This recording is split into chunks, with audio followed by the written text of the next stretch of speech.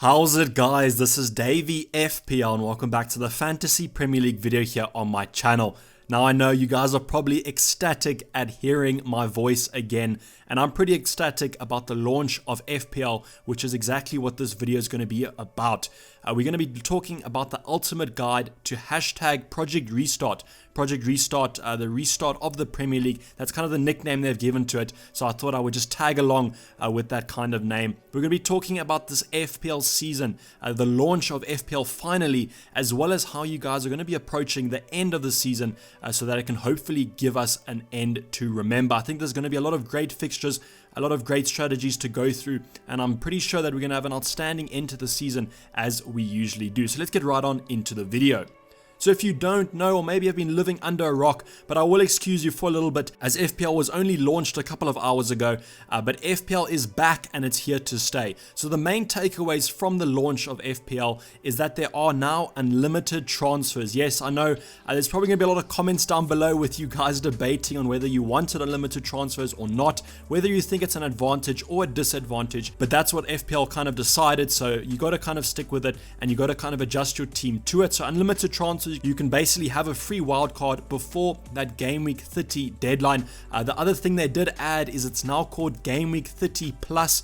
So a couple of people were going by Game Week 39, which I used in this video, so you'll see that later on, but now we'll be referring to it as Game Week 30 Plus, as the fixtures have kind of fallen in the order that they were originally going to anyway. There's also going to be no price rises till after the deadline, so don't worry, that does affect though your selling price, so still keep that in mind when you do your transfers. We're talking about that as well later on in the video. And you can also use chips in the first game week. So in Game Week 30 Plus, you can use those chips that you've saved, your wild card, although you won't really need one because you already have one, but your bench boost, or maybe your free hit, or if you still have your triple captain, you could also use them in Game Week 30 Plus, so just keep that in mind. But this is the main takeaway, so if you didn't read anything about the FPL launch, at least you're now up to date. So with my team, I wanted to give you guys a quick update to the Dayvy FPL squad, so we can kind of move on from this point and hopefully make some green arrows, but I still have the wild card, the bench boost, and the free hit. So I've got all three chips. I've only used the triple captain on Mo Salah back in I don't know what game week it was, it feels so long ago, but we're currently ranked just under that top 30k. I'm quite pleased with where we are currently. I do think that we're going to make some great strides going into the end of the season, so hopefully we can get that overall rank a couple of numbers down. So the fixture schedule here, so the fixtures you're currently looking at are from Ben Krellen's own personalized FPL planner for me. I got that through Fantasy Football Hub. If you are a subscriber to them, you do get a free planner from Ben Krellen, so check that out, link down in the description below. But I think it's going to be a massive help to have Ben Krellen's planner here. If you don't know Ben Krellen, kind of the guru of FPL, so go give him a follow over on Twitter, and also check out his FPL planners if you're interested in that. So I wanted to give you guys a full summary of the fixtures because I think it depicts what the rest of the season is going to be like, and there are a couple of talking points that arise from this. So as you can see, Game Week 30 there in yellow, it's going to be a double game week. It's going to be a double game week for Arsenal, Aston Villa, Man City, and Sheffield United. So make sure you get a couple of those players, but that's going to be the next talking point we talk about, so don't put too much focus in there. But the reason I want to put all these fixtures out here and to give you guys a chance to look at them is that you can kind of plan ahead with these unlimited transfers into what teams you want to kind of be focusing on. We'll be talking about who has the best fixtures later on in the video, but you can also kind of screenshot this or look at it, whatever, and plan for your own teams. Obviously, red fixtures are considered the worst, and then green fixtures are considered the best. The other thing to note is that home and away games are a little bit now not what they used to be. As you know, there's going to be no fans in the stadiums, so I think that kind of takes that home advantage away. So definitely something to look at. I don't think that home fixture is as important as it used to be. Saying that, we could be 3 game weeks in and every home team has won, so it could be one of those situations, but I do think it's less of an effect if a team has to travel away now. But the other main point I wanted to talk about with these fixtures is there are currently no more double game weeks. So I think with the fixtures kind of being so congested, I don't think we're going to be getting many double game weeks. The only way we can get more double game weeks is if there are more postponements. Now it is 2020, we have had this pandemic, so who knows, we could have a lot of fixtures postponed, but I don't think there's going to be too many. I don't think the Premier League wants there to be too many. So right now, game week 30 plus is the only double game week that we have. That's not saying that there could be more in the future, but I think right now we've got a plan for game week 30. We've got to kind of see what's in front of us and plan for what's in front of us. So I just wanted to let you guys know that I don't think there's going to be another double game week, and you can kind of keep that in your plans for your chips coming up for the next couple game weeks. So double game week 39 or double game week 30 plus, whatever you want to call it, it's the next game week that we're going to be focusing on, and it's the one game week that has a lot of weight, as it's going to be the first game week after unlimited transfers. And now the strategies that are kind of going around with this double game week is you could wildcard and then bench boost, or you could use your free hit. That's something that we'll also be talking about a little bit later on. But the teams that have a double game week in double game week 39 or 30 plus are Arsenal, Aston Villa, Man City and Sheffield United. Now Arsenal have Man City and Brighton. Now that Man City game is always a tough game, but it's also quite a high scoring one. But I think that Arsenal, if you do have Arsenal players, you're not going to get too much out of that. But then the Brighton away fixture is going to be quite a nice one for that. I think Arsenal always do quite well against Brighton, if I can remember. So you're going to have some nice points from them. From a defensive point of view, I don't think I'll be getting a defender from a team that has Man City at least once in a game week. Maybe if you're banking on them getting a clean sheet against Brighton, you could look at that. Or maybe if you're bench boosting and you want to bring in an Arsenal defender because they're cheap or something like that, you could also look at him.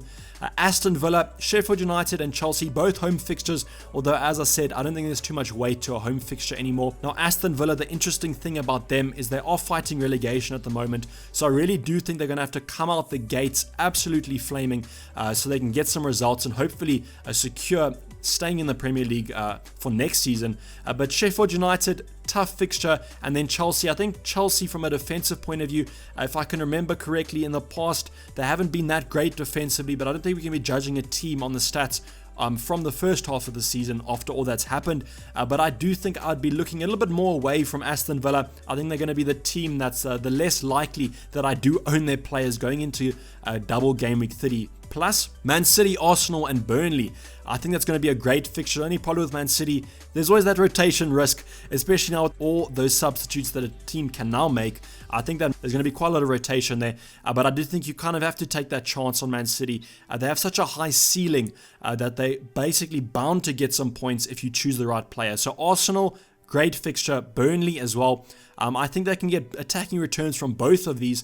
Burnley, always that stereotypically strong defensive side, but Man City always seem to crush them.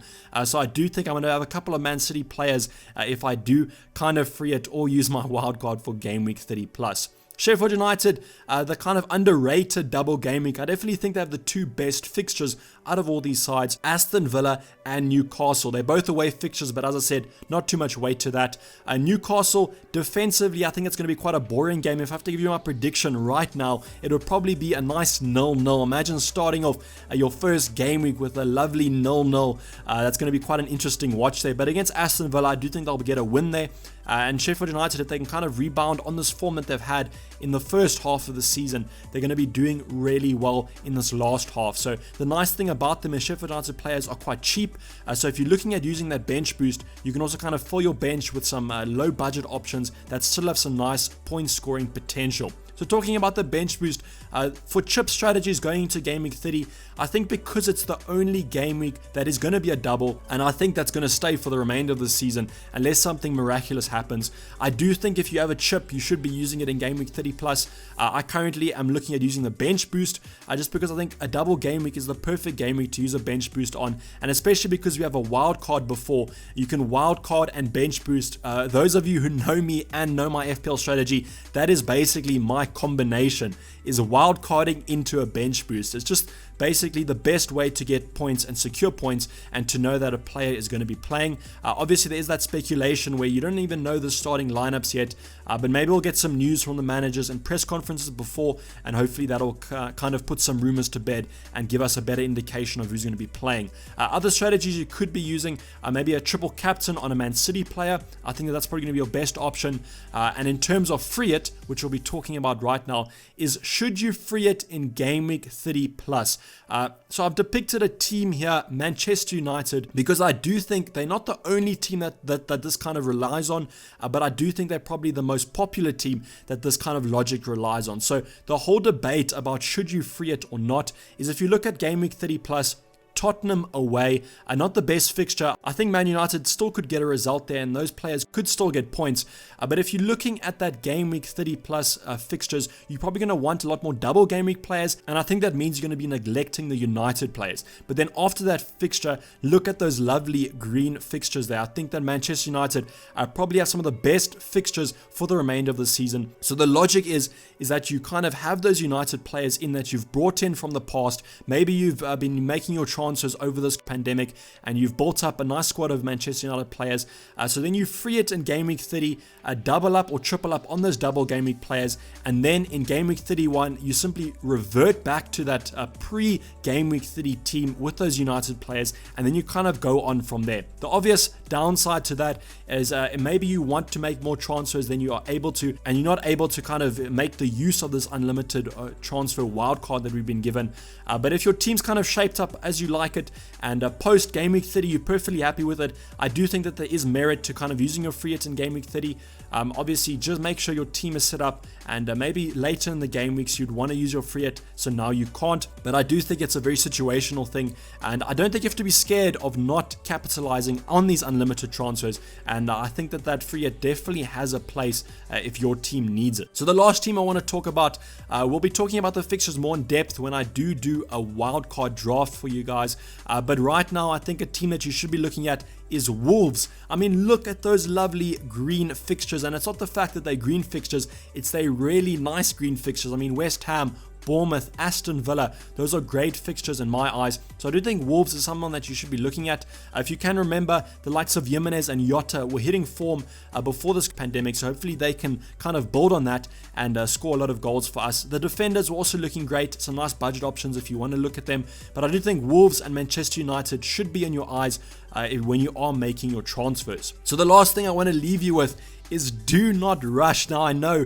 we haven't had Premier League football, we haven't had Fantasy Premier League for about a month or two, so now that it's back, everyone's kind of excited about it, but please don't rush into transfers. We spoke about that there's going to be no price rises before that Game Week 30 plus deadline, so you don't have to worry about a player rising in price. The other thing is just because there's no price rises doesn't mean your selling and buying prices do not change. So you could transfer out a player, and then if you want them back, you've already made a loss on them because they had price rises in the past.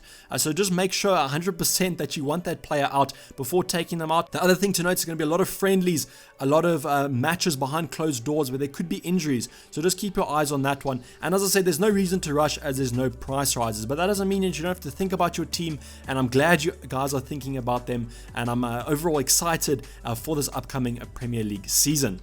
So hopefully you guys liked the video, and I know I haven't made a video in a while, so if you have unsubscribed from this channel, please subscribe again. That would be a mighty fine. Also subscribe if you're new or have not subscribed yet, and also like the video if you did enjoy. I'll be checking you guys in multiple videos and streams for the upcoming end of the Premier League season. I'm really excited for it. We're going to see a return to deadline with Davies. Those are going to be quite fun to do, especially with the deadlines kind of happening every second day. It's going to be absolutely crazy. But I'm really signing off. This has been Dayvy FPL, and I'm out. Cheers. Bye.